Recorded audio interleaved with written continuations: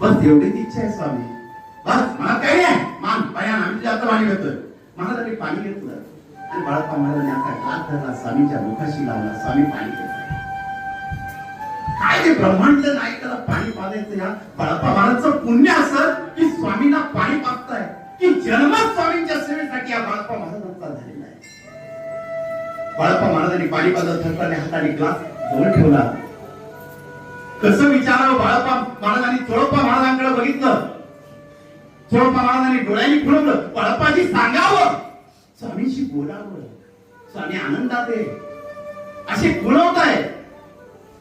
सुंदरबाईला काही कळत नाही म्हणजे तोंड पिळते आणि रागाच्या भरात आपल्या आपल्या घरामध्ये निघून जाते.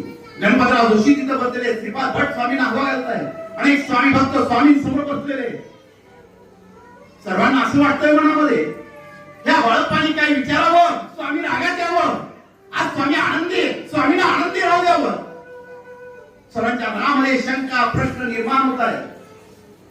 आणि अशातच हा ब्राह्मण जो मुका आहे तो अक्कलकोटच्या दिशेने निघालेला आहे.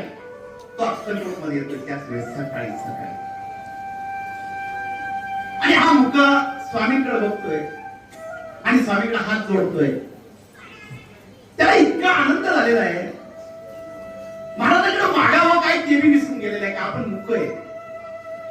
महाराज त्याच्याकडे पाहताय, डोळे मिटताय शांत. आणि बाळप्पा महाराज थरथरल्या हाताने स्वामी समोर बसत आहे. स्वामी महाराज एक इच्छा होती, सांगू का? बोल बाळ्या बोल. मनामध्ये काय मोकळं बोल. आज आम्ही रागवणार नाही तुझ्यावर, आज आम्ही आनंदात आहोत. बोल.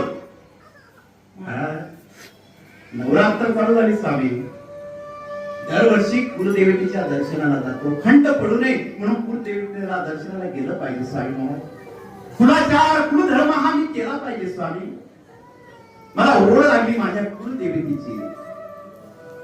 बाळ्या कुलदेवतेचं दर्शन घेतोस तू, आमच्या कुलदेवता नाही पाहत. स्वामी तुमचं मी रोज दर्शन घेतो. स्वामी तुमच्याशिवाय माझ्या आयुष्यात काहीच नाही. माझा स्वार्थी तुम्ही आहात स्वामी. माझं सर्वस्व तुम्ही आहात स्वामी. मला सर्वांगी द्यावी कुलदेवीच्या दर्शनाची. काय बोलतो? कुलदेवीच्या दर्शनात अजिबात जायचं नाही. आज आमच्या समोर होते. बाळप्पा महाराज होते. स्वामींचा आदेश होता. महाराजांकडे पाहू लागले, रडू लागले कुलदेवीला जाण्यासाठी. बाळप्पा महाराज स्वामींकडे बघताय आणि बघत असताना स्वामी महाराज एवढं बोलले, अरे बाळ्या